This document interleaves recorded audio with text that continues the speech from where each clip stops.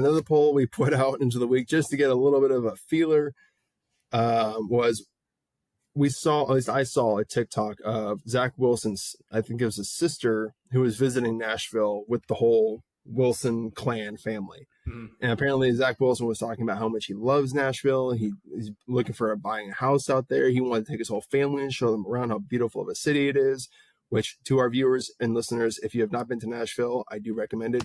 They have a lot to do for a lot of different people. It's not all just country music things there. It's a great place. So yeah, if you have time, check it out. Fantastic place. But that gave us again the idea of we have no sources, no insider information. We're not suggesting this is for sure going to happen. It's just an idea. Don't kill us. Or do we?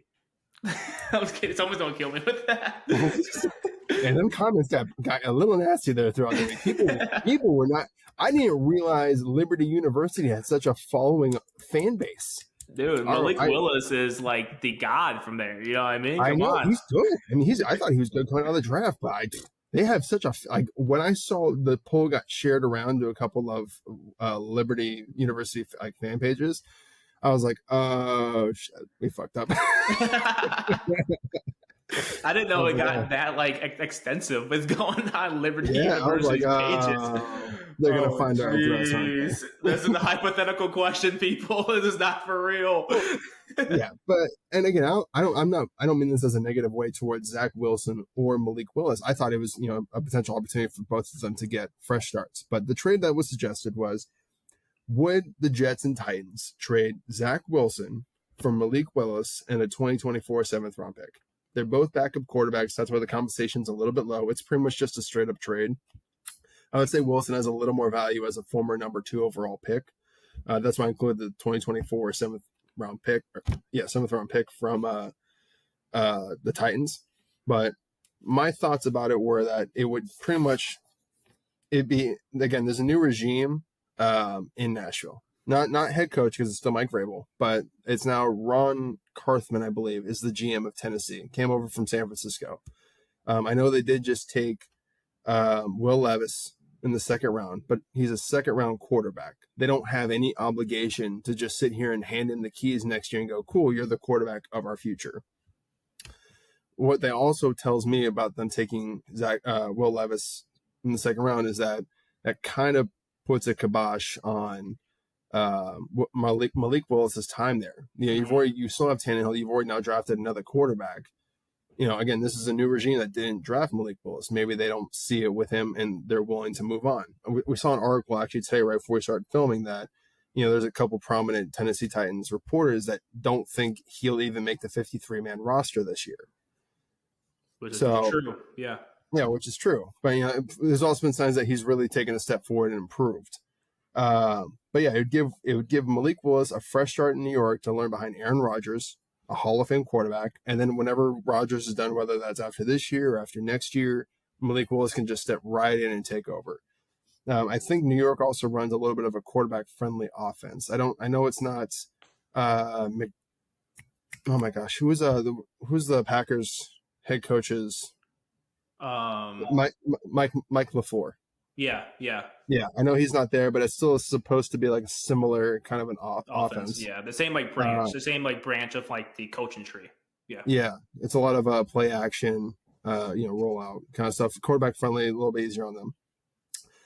So then Zach Wilson will also get a fresh start in Nashville. Was the other side of this as well? It's a smaller media market, obviously. New York is ravenous and known for being, hostile towards quarterbacks. Yeah, so it gets to take him out of the limelight and protect him a little bit as he sits behind Tannehill and learns the offense and learns a little bit more about getting a little more development in. And it takes more pressure off of him as no longer being a second overall pick for the future of the franchise. Now he gets to come in and just compete with Will Levis.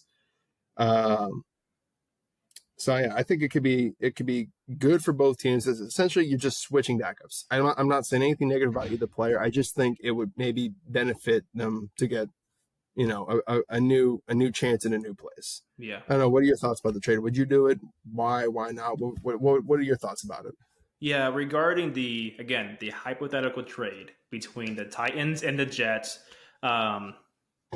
Yeah, I don't know. I have a hard time seeing the true benefit to the Jets in this trade scenario, only because at this point of time, you could argue that Zach Wilson is better than Malik Willis. I think that's a fair statement.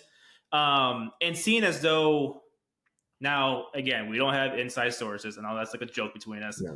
I say that we do, but we really, really don't. But I would assume, right, that the Jets are prepping Zach Wilson to be their franchise QB after Rodgers is done playing, whether that's this season or next season, whatever. Of course, they could be just keeping him on the roster right now for a nice backup, right?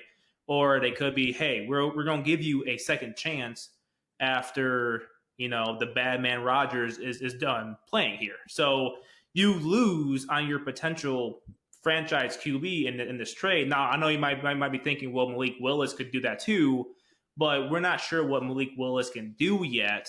I think like last season, he played for a few games, right? I don't think he really shown a whole lot in those few games. Whereas, quick question about that. So yeah. I hate to interrupt. I want to ask a quick question about that. So Zach Wilson was drafted in 2021, right? With Malik Willis going in 2022. Yes. If Aaron Rodgers plays 2 more years, he plays this upcoming year and the year after that, wouldn't you then, if you're the Jets, have to make a decision on picking up Zach Wilson's 5th-year option versus Malik Willis? You just get that additional year? Well, yes, they would if they believe in Wilson more than Willis. I know it's kind of weird, Wilson and Willis. If they believe in Zach Wilson more than Malik Willis, I think they would happily pick up that 5th-year option and make it a make or break year for him. Mm. See, if I was the Jets, you've already seen him for 2 years now, and then you get Aaron Rodgers for 2 years, and then you're gonna have to pay him whatever the 5th-year option would be, probably somewhere in the ballpark of $25 million would be my guess. I don't even know. I need to get better with more like contracts and the finance side of the league, but yeah. But I know the 5th-year option is supposed to be a crap ton of money, especially for quarterbacks. So, you're going to be paying that just for a make or break year for a guy that already had 2 years and couldn't do it, and you're hoping in the past 2 years he's developed. Versus Malik Willis, you probably get for a much cheaper 4th year. And if he doesn't pan out, well, then you just walk in free agency and you get to draft.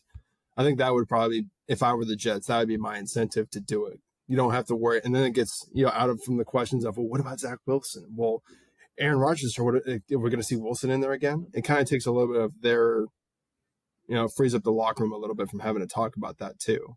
Yeah. I think in that scenario, like, I know this is not inside the scope of what we're talking about, right. But I'm choosing option C, and I'm just picking a new quarterback at a whole. Like, if I have to look at Zach Wilson 5th year, Malik Willis' 4th year, or a new quarterback after Rodgers done playing, I'm just going for a new quarterback at that point. Like, yeah. you know what I mean. But yeah.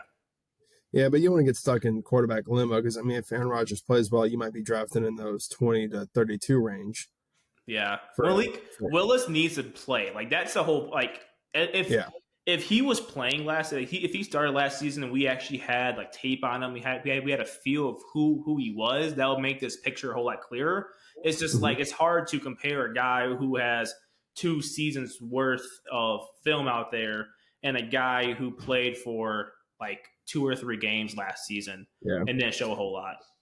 And I do want to give credit to Tennessee Titans fans. And there was one in particular, I believe it was a Tennessee Titans blog that we will shout out when we actually post this video, who went through and cut up the tape of the game Malik Willis did play against the Chiefs and showed that Malik did actually play much better than the stats suggested. And there was a lot of draw passes. He really wasn't getting much help out there, and he was just trying to like make things happen. But which is usually the case. That's yeah. So to clarify, you would not do this trade. If I'm the Jets, I would not do it. Now the Titans, I'll be like, hell yeah, because getting Zach Wilson would probably make that QB room a little bit better than what it is right now. But if I'm the Jets, I am not doing it. So you're just not a trades kind of guy. You play Madden and you're like, trades off. We're not. Fantasy football, don't even contact me. I'm not trading nobody for nothing. Reject. Yeah, I for me personally, I think if I were the Jets or the Titans, I'd probably do this trade. Just again, it kind of frees us up. It's just switching up backup quarterbacks. If you're the Jets, you get something new in Malik Willis and what he can grow into behind Aaron Rodgers without having to deal with what was the former number overall 2 overall player going to play. And if you're the Titans, it does strengthen your quarterback room because he still has the potential of a former number 2 overall pick, but he's shown there's some bust potential there.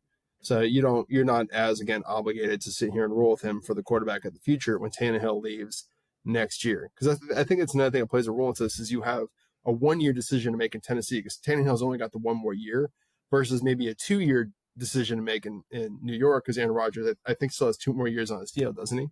Yeah, I think it's a 2-year deal, yeah. Yeah, so if it were me, if I was the other teams, I'd probably just take the deal. And for you, you'd only take it if you were the Titans. Correct. All right, there we go. There's our punchline. Brendan Ford never trades. Smart trade.